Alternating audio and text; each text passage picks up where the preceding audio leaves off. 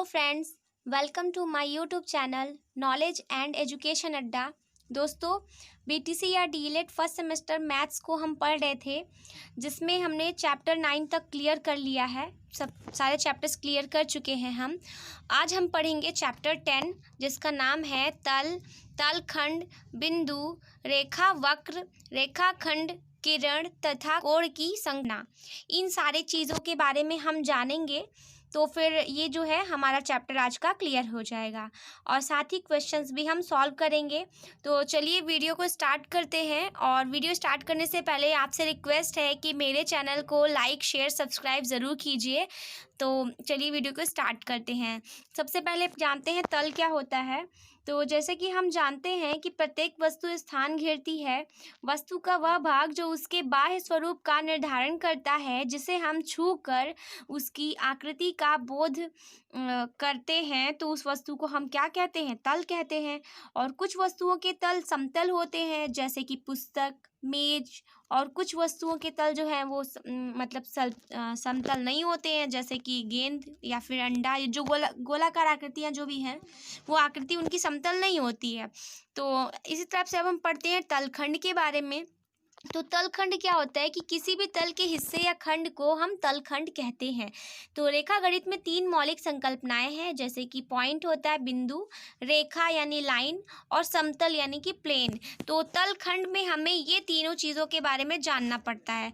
तो ये तीनों ही अपरिभाषित हैं, किंतु उदाहरण द्वारा हम इनको समझ सकते हैं।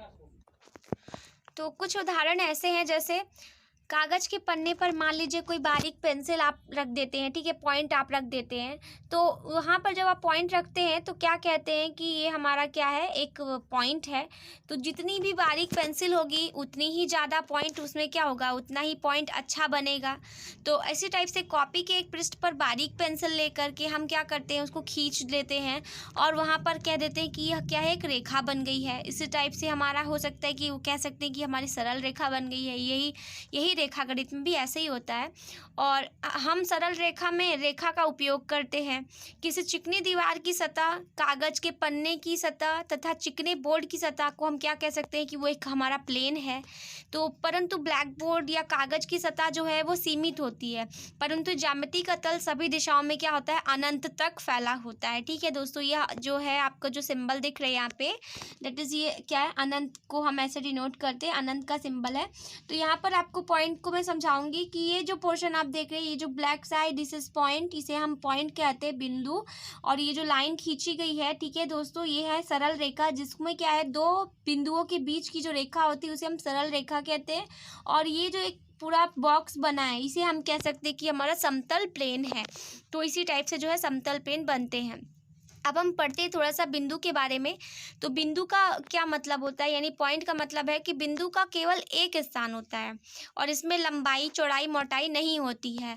ये बात आप ध्यान रख लीजिए कि आपने जब कभी भी पॉइंट अगर ड्रॉ किया है तो इसका मतलब है कि ना तो उसमें आपकी लंबाई कुछ होगी, ना उसकी कोई मोटाई और ना ही चौड़ाई। और वो पॉइंट उतना ही एक्यूरेट होगा जितनी की ज़्यादा उसकी जो नोक, जिस चीज़ से आपने बिंदु बनाई है, वो जितनी पतली होगी वो पॉइंट उतना ही एक्यूरेट माना जाएगा।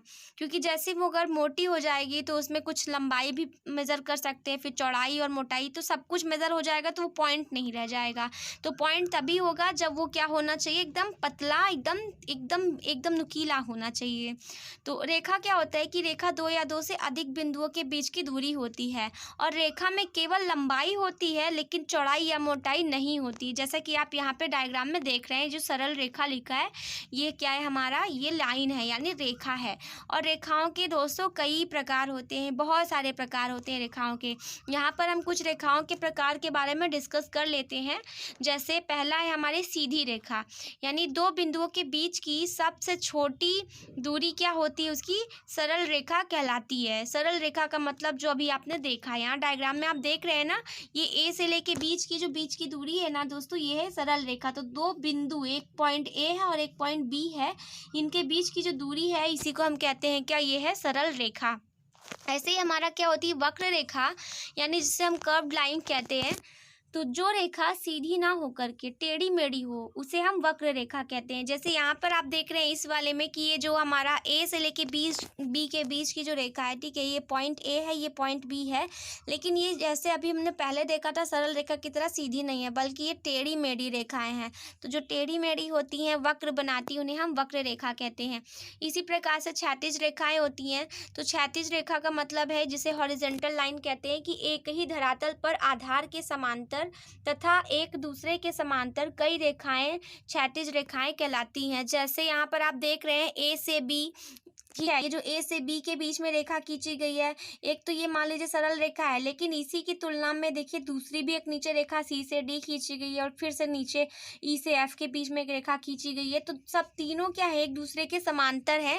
तो इस प्रकार की रेखाओं को हम कह सकते हैं कि ये क्षैतिज रेखाएं हैं, यानी कि जो पड़ी लाइनें होती हैं उन्हें हम क्षैतिज रेखाएं कहते हैं। तो इसका उल्टा हो जाएगा, यानी जो खड़ी लाइनें होंगी उन्हें हम ऊर्ध्वाधर रेखाएं कहेंगे।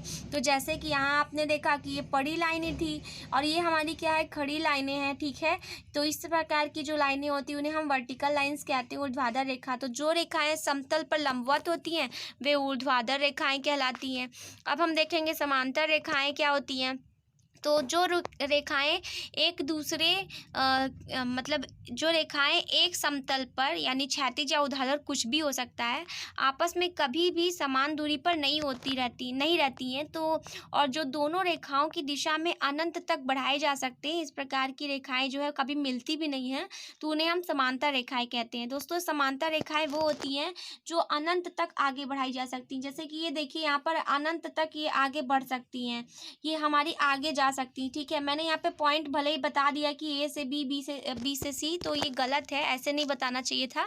यहाँ पर जो रेखाएं होंगी मतलब जो आगे बहुत दूरी तक बढ़ाई जाए, जिनके पॉइंट डिसाइड ही ना हो कि ये इधर से भी बढ़ सकते हैं, इधर से भी बढ़ सकते हैं। अब मैंने यहाँ अगर पॉइंट लगा दिया तो इसका फिक्स हो जाएगा ना कि ये इस पॉइंट के आगे नहीं जाएगी, बट अगर पॉइंट नहीं लगाए तो वो अनंत तक आगे बढ़ सकती हैं। और इस प्रकार की जो रेखाएं होती है ना, वो आपस में कभी एक दूसरे को नहीं काटेंगी, ये बढ़ती चली जाएंगी, कभी नहीं काटेंगी। तो इस प्रकार की रेखाएं जो होती हैं वो समांतर रेखाएं कहलाती हैं। अब हम देखते हैं कि असमांतर रेखाएं क्या होंगी।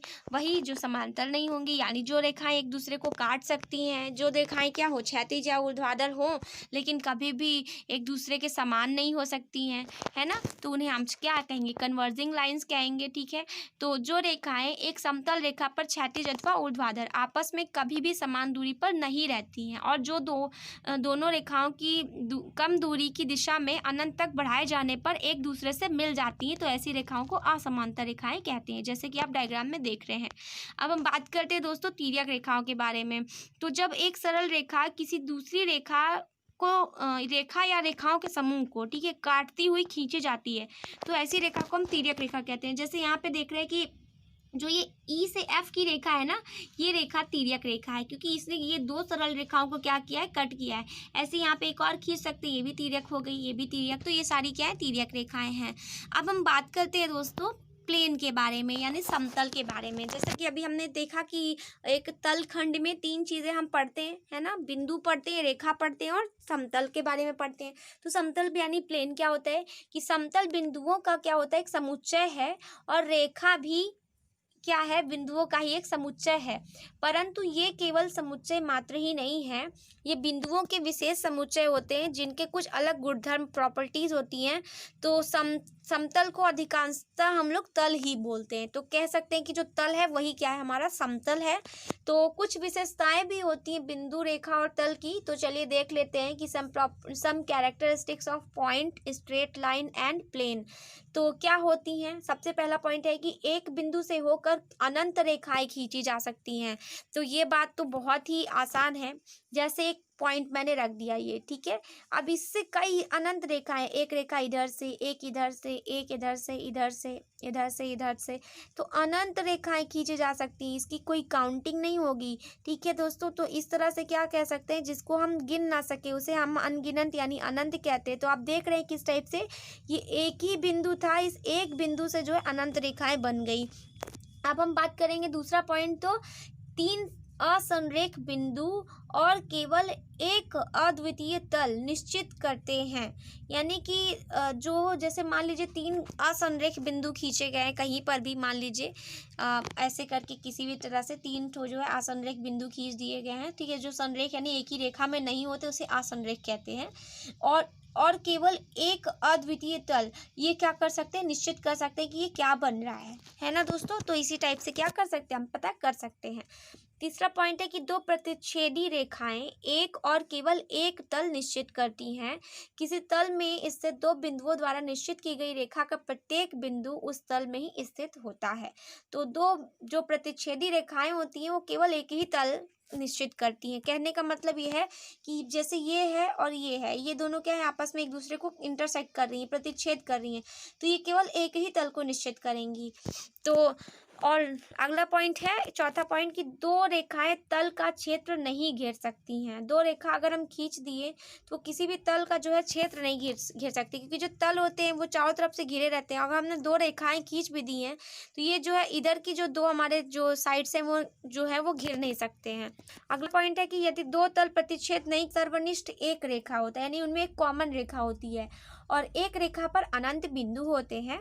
और जैसे कि अभी एक बिंदु से अनेक रेखाएं होती, वैसे ही एक रेखा पर अनंत बिंदु भी हो सकते हैं। जैसे ये वाला एक रेखा है, ठीक, इस पे बहुत पॉइंट हो सकते हैं, चाहे आप जितना चाहे पॉइंट उस पे बनाते जा सकते हैं। अब जितनी बारीक पेंसिल होगी उतनी पॉइंट ज़्यादा बनते चले जाएंगे।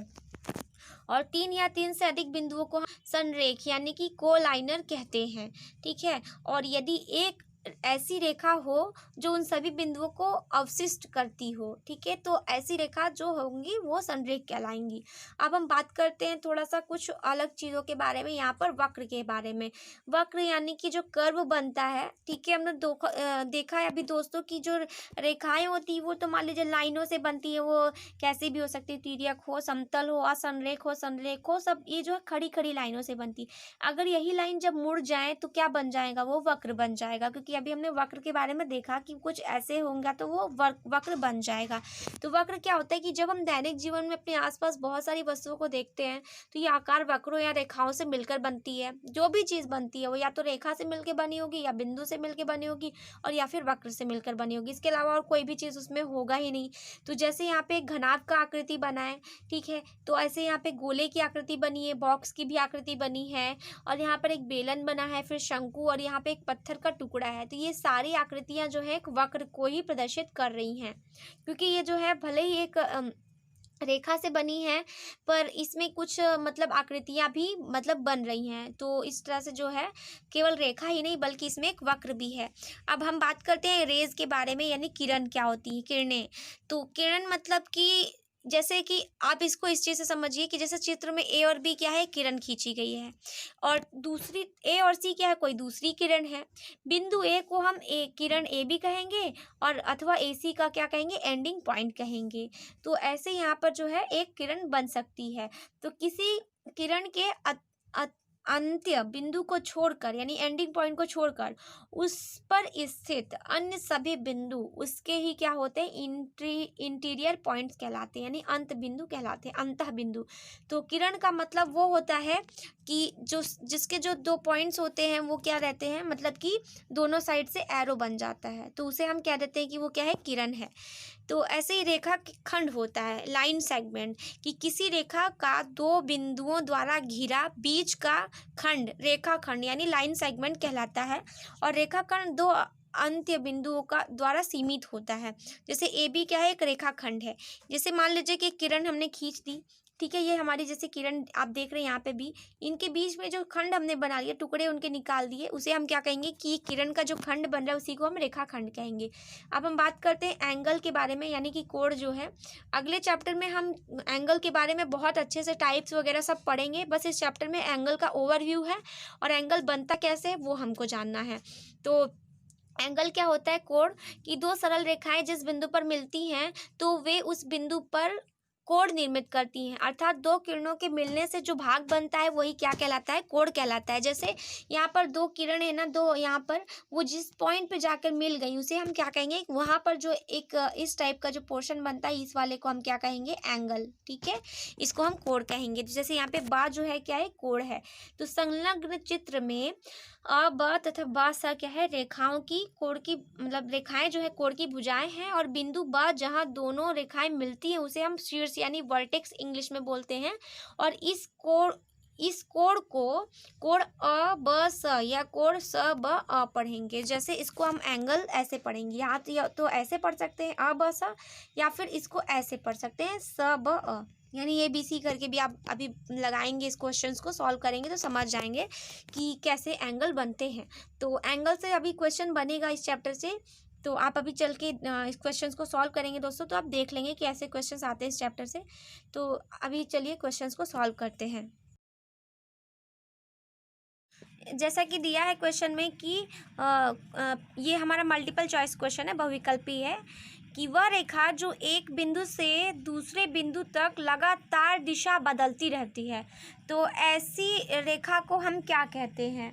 तो जैसे कि यहाँ पर क्या होगा, अगर जो मतलब कि फिक्स नहीं है, एक बिंदु से दूसरे बिंदु तक जो दिशा बदलती है, ऐसे जो हमारी रेखा थी, ये मान लीजिए एक पॉइंट से दूसरे पॉइंट के बीच में, ठीक है, वो सीधे ना जा करके अपनी डायरेक्शन को जब बदल रही है, तो इस प्रकार की रेखा को हमने क्या कहा था, अभी हमने डिस्कस किया है। तो इस प्रकार की रेखा को हम क्या बोलते हैं दोस्तों, वक्र रेखा बोलते हैं। फिर अगला पॉइंट है हमारा, अगला क्वेश्चन है सॉरी, यहाँ पे क्या समांतर रेखाओं के बीच की दूरी कितनी होती है, मतलब सदैव कितनी होती है उनके बीच की दूरी। तो दो समांतर रेखाओं की जो बीच की दूरी है, जैसे मान लीजिए एक समांतर रेखा ये है और एक समांतर रेखा ये है ना, इनकी जो बीच की ये जो डिस्टेंस है ये वाली, ये कभी भी क्या होगी, बदलेगी नहीं, हमेशा क्या रहेगी, समान रहेगी। तो इसलिए इसका आंसर हो जाएगा ए वाला। तो अगला प्रश्न है कि दो समांतर रेखाओं के एक ओर के अंतःकोण क्या होते हैं।